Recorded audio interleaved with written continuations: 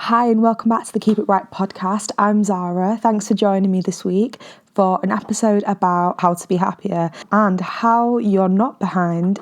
I've got to apologise for three things. Firstly, number one, my puppy Sky is currently chewing her chew very loud in the same room as me. That's the weird sound you can hear in the back. So apologies for that. Number two, when I was listening back to the last episode about manifestation, you can hear like kids in the back like talking and shouting, and that's because I live next door to three young kids. There's not much I can do about that because most rooms in my house you can hear the kids next door. So if you hear that in future episodes, that's what that is. And number three, I've got a cold, so if I'm a bit snuffly and my voice isn't the best, that's why. But I felt inspired to record today, so I just wanted to get podcasting really. I hope this finds you well and that you're having a nice day or evening and that you're doing as well as possible. So the main thing I really want to talk to you about this week is the fact that you are not behind. I feel like in society there's so much pressure to have all your ducks in a row, and it's like this unsaid thing that we're all like striving to do this and this before this age, and buy a house, get married, do all of the things, find a career we love, find our passion, have kids by this age and do this and travel the world and get a degree, graduate. Literally, it's just this big, long to-do list that A, doesn't suit all of us, but B, doesn't need to be done by a certain time. We don't have to have everything at the same time everybody else has everything, and it's kind of impossible to do so because if you think about it, we all have totally different lives, so how can we be on the same time frame? If it was a race, it's not a fair one because we all start our lives and then a majority of a big chunk of our beginning years is affected by what our family situation is, the stuff we go through, the stuff we don't have, all that kind of stuff affects us. And then obviously everything else on top of that you face throughout your life means that you don't always have the same advantages as other people or the same disadvantages as other people. So we're all in different places and on totally different journeys. Like we all have such different journeys and circumstances and situations we face. So it's totally not fair to compare where you're up to against any other person just because you're the same age or you're from the same place or you're the same gender or anything like that. Like it's not fair to look at somebody else who's the same age as you and think you should have the things they have because your life's probably been totally different to their life, even if it's down to something, just one thing. Maybe their parents had a really great relationship and there was no problems at home and nothing that was distracting, whereas maybe your parents had a messy breakup and then that led to you not being able to focus very well when you had your exams, and then that led to you not passing your exams and then being held back and having to redo a year. And things have knock-on effects, they just do, and that's not our fault. It's just how life is, and that's out of your control a lot of the times. But what you can control is not making yourself feel bad for those circumstances and not making yourself feel bad for the fact that you don't have what that person has yet or that you didn't have this thing that that person had. What you can control is being kinder to yourself and being more empathetic of your own circumstances, everything you've been through. The same way you would if you were hearing somebody else's story. You'd understand why they maybe didn't achieve something or attain something till later on in their lives. If you were listening to somebody else's story, you wouldn't be thinking, oh, well, you should have worked harder. Or none of that. You would be more understanding. I know you would. So when you're thinking on your own life and your own journey, please show yourself that same kindness and understanding and empathy that you so readily show other people when you hear about their stories, because you deserve it too. And drop the unrealistic expectations of yourself to be able to do every single thing and have it all under control when you've been going through a lot yourself. I just want you to know that even if you've lost a lot of years of your life to mental illness or physical illness, or maybe having to look after somebody else while they're struggling with mental or physical illnesses, or if you've got a dysfunctional family, if you've been struggling with grief or carrying any other kinds of burdens or dealing with any other kinds of traumas like that, it's totally normal to not be up to where you think other people are. It's all right if you haven't mastered the things other people have. You've been too busy surviving, dealing with these exceptional circumstances that you've been given or dealing with. And I want you to know that you can still have and make a lovely life for yourself, in the future, in the present, moving forward, and you deserve that. I'm sorry for all that you've been through, but you're amazing. You're an absolute warrior, even if you wish at times you didn't have to be, but you can still have a beautiful life, and I hope that you do. It's really important to realise that we are all just winging it. Everyone we think of as proper adults doesn't even think of themselves as proper adults. I bet they think of somebody else as a proper adult. And when we think of proper adults, I think we think of people who have everything together, who manage to do all their chores, who've got all the bills paid, who, I don't know, have just got it all worked out and don't have any problems. And I feel like that just doesn't really exist for 99% of people. It's not that straightforward. And if you're looking at a snapshot of someone's Instagram, of someone's online life, it can be easy to think that their lives are perfect and everything's as it should be. But that's a dangerous assumption to make. It would be better if you started to assume that no one's life was perfect, because I don't think that anyone's is what they think is perfect. And then to not compare your life to theirs so harshly, because comparison really is the thief of joy, and it makes what you have seem like not enough. Going back to my point about us thinking that other people are proper adults and that we're not, as you get older, isn't it funny how when you look at your parents, you realise that they haven't got it all worked out either. They're not perfect people who have all their ducks in a row, and it just goes to show I don't think it's something anyone's ever going to feel like they're going to have every single thing worked out and everything under control. I don't think it works that way. But if you're comparing yourself to that perfect adult person in your head, and then you're going to make yourself feel like you're not doing a good job, whereas I'm sure you're doing a great job with the cards that have been dealt to you. So just want you to think about that subconscious person that you might compare yourself to from time to time, who has everything done, who has everything worked out, who's on top of everything, has all the ducks in a row. And I want you to just destroy that image of that being something that you need to compare yourself to, because that doesn't exist. And if you remove that pressure from yourself to have everything perfect, to have everything worked out, to be on top of all of the things, then you can live a more peaceful life, a happier life. And that's what we all want, right? The anxiousness and dissatisfaction and that rush that seems to come from feeling like you need to move faster and do more and do all of the things yesterday is just not a good feeling at all. And yes, time is limited. Yes, life is short. And I'm all for making steps towards what you want, obviously. But don't put a crazy pressure on yourself to have everything all at once and be able to realistically attain that, because realistically you'll probably work on one thing, then another, then another. It's hard to juggle all of the things all of the time. So to take that pressure off yourself is really freeing and feels just a lot better and leaves you to focus on one thing at a time, which is all you can really do.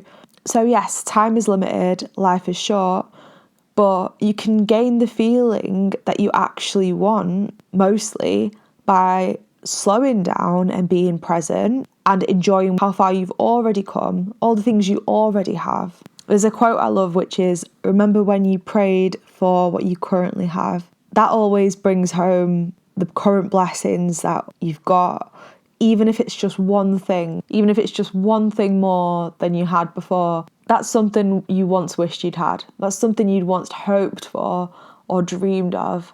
For me, that thing is super loud every day, where I live in a home that I really love, that I can't really be moved out of, because for me, my life was just moving, having to move out of houses when I didn't want to, not having that stability, not having somewhere that was a proper home. And to have that now is just so loud. It's just so beautiful, and something that's the first thing I think of when I hear that quote, because I would just think, God, I'm so grateful and blessed to be in the house I'm in now, whereas this was just something I never thought I could have.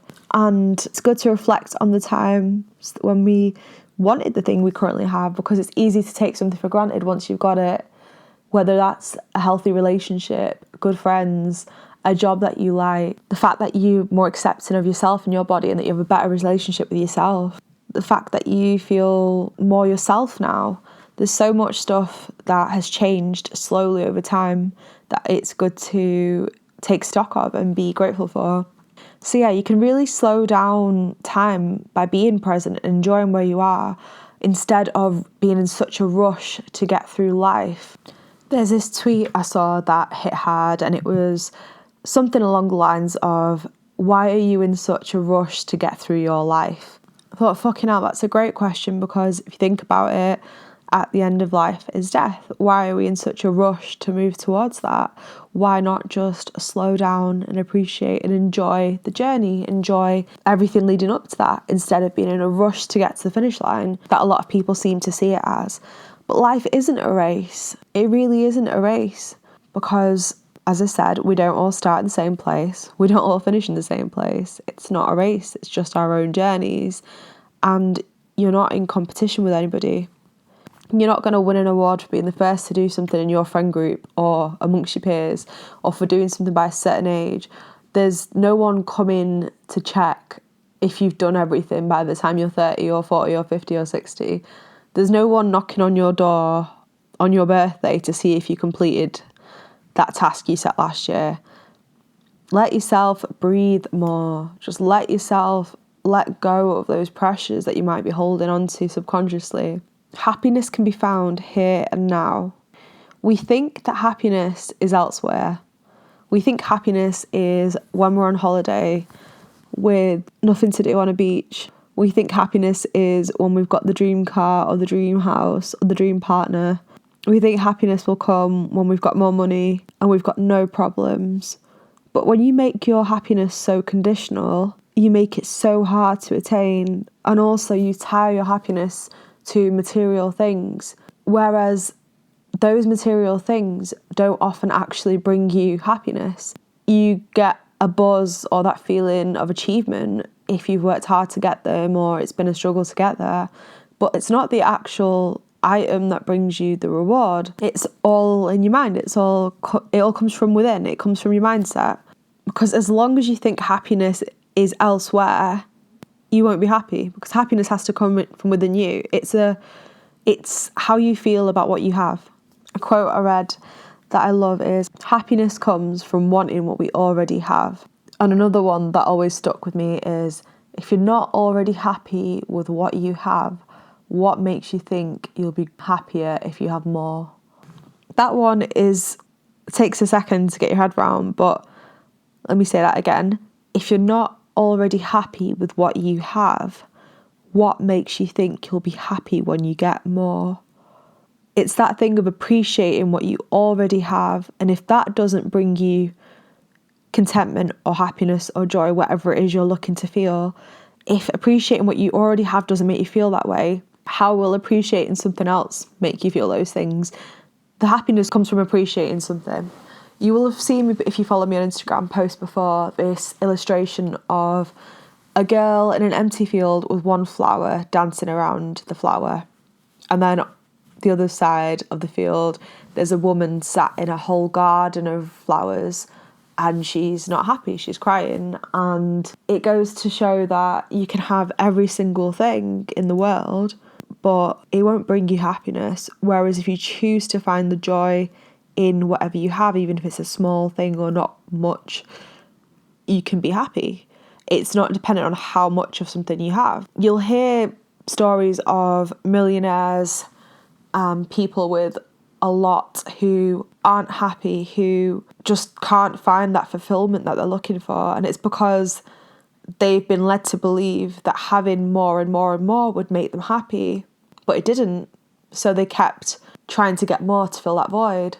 But it didn't fill the void, because having more doesn't fill it. It gives you maybe a temporary buzz or that sense of achievement, but actual happiness comes from just wanting what you already have, from being content with the small things. It's a mindset, it's gratitude, it's an attitude. It's not attached to the actual object. So it might be worth thinking about if there's some things that are conditional that you're attaching your happiness to.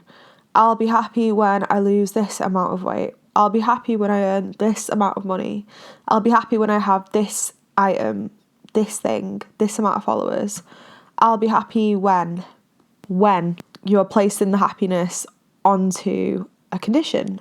The happiest people don't have the best of everything. They make the best of everything. That's a quote that I think I used to put on prints and stuff maybe 12 years ago.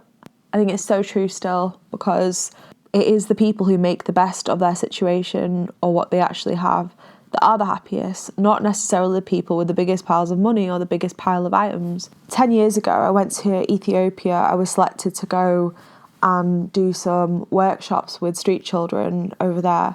These kids have been through hells that we can't even imagine. And young kids, I'm talking between like 5 and 12-year-olds, they've been through things every day we can't even probably imagine going through and will probably never have to go through. And when they were in this workshop with me, they were just so happy, like they were so present and grateful for the fact they got to do the things we were doing with them. They were like such joyous kids. It's the gratitude that's the difference.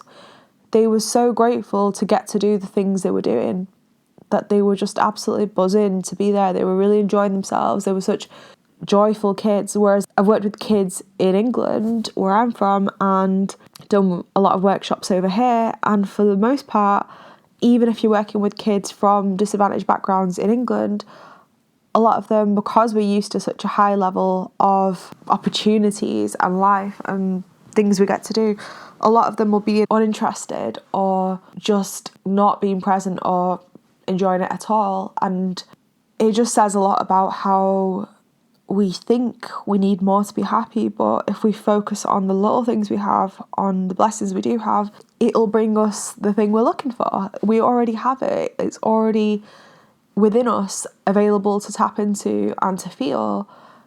So instead of always searching for it externally, especially never tie your happiness to a person. Yes, being with people we love makes us happy, makes us feel good, but you've got to have your own reasons for happiness that aren't tied to a person and the expectations you put on them, because again, it becomes very easy to become unhappy if you do that. I've heard about that study with lottery winners and people who've won the lottery. Basically, they, within 1 month of winning the lottery, return to the same level of happiness they had before they won. So yeah, they go have like an amazing month, but once that buzz is worn off, they return to the happiness level they had before. So if you were already happy before and grateful for and content with what you already had, what little that was, then they return to being that happy after.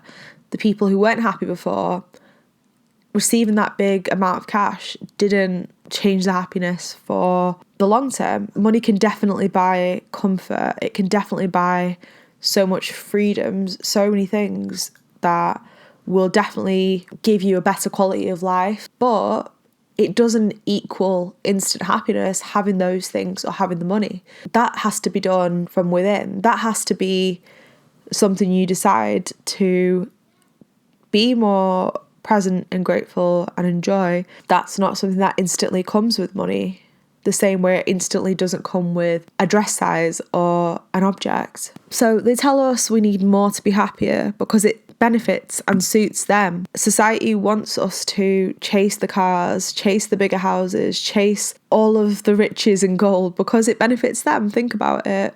They want you to want more because otherwise they wouldn't sell the things they make. They wouldn't sell the things they want you to buy. I've just never really had huge ambitions financially or been very materialistic. Sure, I want financial stability and security for my family because we've never had that and we still don't have that. And it would be really great to not have to worry and just be able to do what we love and know that the future is going to be all right. That said, I think being that way and never really wanting material things that were expensive, I've found just so much contentment and peace and happiness from not feeling like I'm constantly chasing something. And I don't know if that's linked to me being self-employed as well and doing something that I love for a job, because I feel like, especially in a lot of people I know's workplaces or careers, people are always trying to get to the next promotion, the next step, the next pay rise, the next everything. Just the better car, upgrades, constantly wanting the next phone, a bigger house, a shinier car, a better watch, just always searching for the next best thing. And I've just never found myself doing that. I literally didn't even have a smartphone until years after doing Keep It Bright. I've still, to this day, I've never had a brand new smartphone. Not once. I've just bought second-hand old ones like the whole time. I wasn't asked about having the newest, shiniest, best thing. I've just not been bothered about living beyond my means like that. It's just not something I've been very interested in at all. If it works, it works. And I don't know if that's come from not having much, but I think it goes either way that way. Sometimes people want more because they've not had it. But I'm just happy to be like living comfortably. Like the house we live in now, like I said, I'd always been moving around and lived in council houses, tiny little places. Like I always had such small, tiny houses. To me, this is a dream, like beyond a dream. It's like a less than 200 grand terraced house in an all right area. It's not a lot of people's dream home, but for me, if I only ever lived here for the rest of my life, I'd be more than happy. I'm happy to live here every single day. To a lot of people, this is just like maybe a starter home or needs loads of work doing. But for someone who's grateful, and that someone is me, I'm so grateful to live here. It's beyond a dream. Like I'm getting emotional just talking about it now. I'm literally welled up because I didn't think I'd be crying on a podcast. It is just so special to have something, but that's because of how I feel about it that makes it special. It is just a house, and for a lot of people it would just be, like I said, a starter house, and then they'd want the next bigger house and a bigger house and a shinier house and a more modern house. But that gratitude makes it more than enough. It makes it a dream, and the gratitude is the difference. Even if you look at our house, for example, this is my favourite place I've ever lived. We've put a lot of energy and time just DIYing everything. We've not had money to put into it to fix a lot of the problems and all of that, but it's just like when you contrast your life up from what you have had to what you currently have, instead of looking at what everybody else has, it makes it more than enough. It makes it just feel like the best thing, and you don't have to always be looking.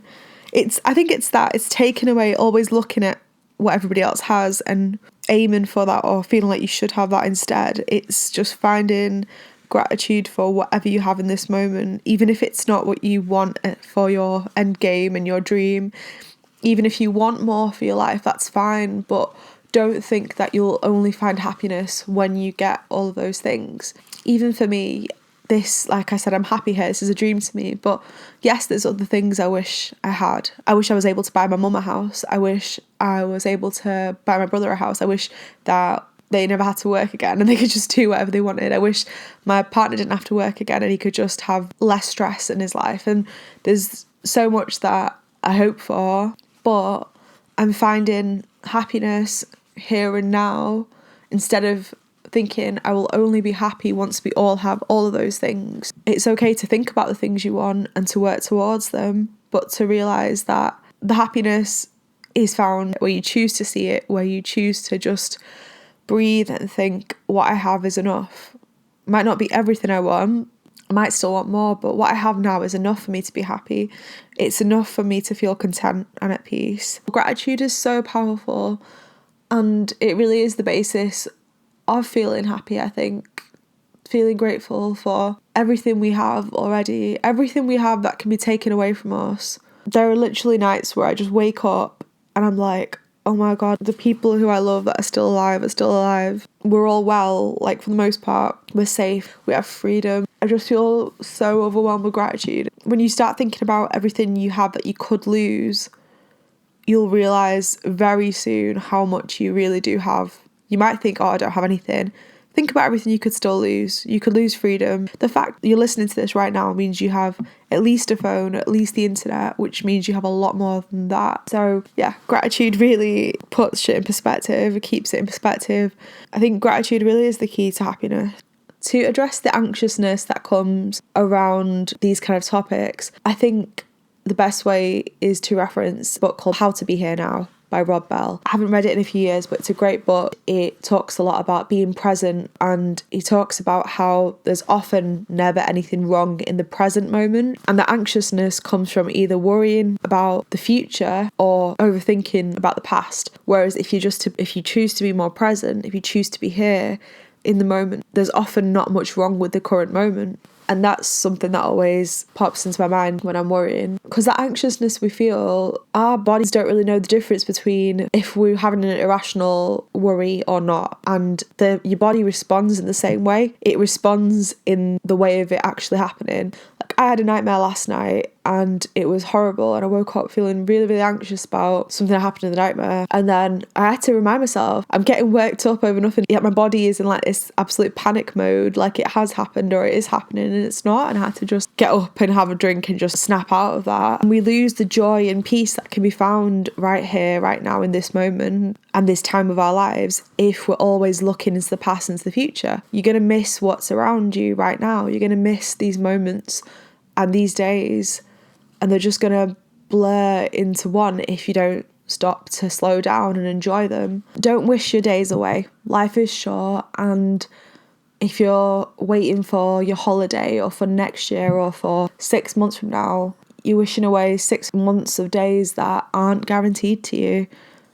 And I feel like life becomes a lot more slower and intentional and enjoyable when you actually choose to slow down and be present, when you choose to take in everything and actually be here more, be in your life more, not just daydreaming for the future. I just want you to know that you're doing fine. Whatever you can do with the energy you have is the best you can do, okay? So don't be hard on yourself.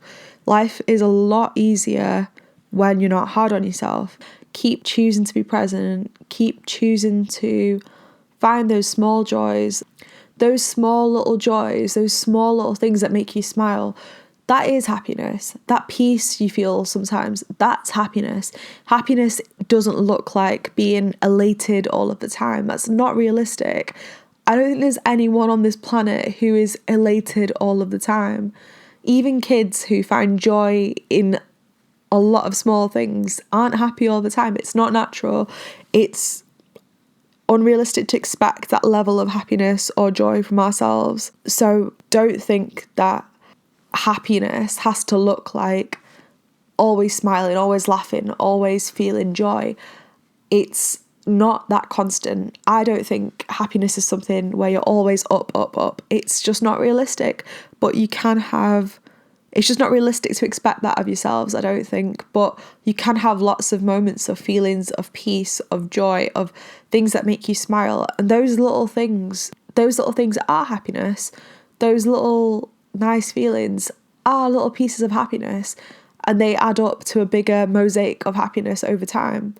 If you're expecting happiness to feel like being elated all the time, then you're going to be feeling shit a lot of the time, because that's not what it looks like. So yeah, be more realistic and don't compare your little happinesses to what you think are other people's happinesses. Just try to be happy for other people when they're enjoying their lives, and do your best to enjoy yours, however that looks for you.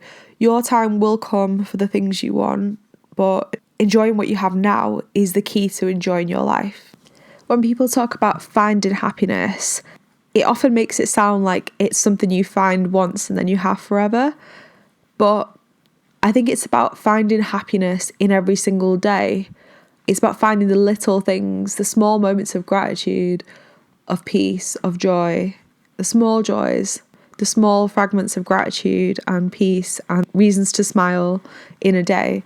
That is finding happiness. That's finding daily happiness. And daily happiness adds up to weekly happiness and monthly happiness and a happy life.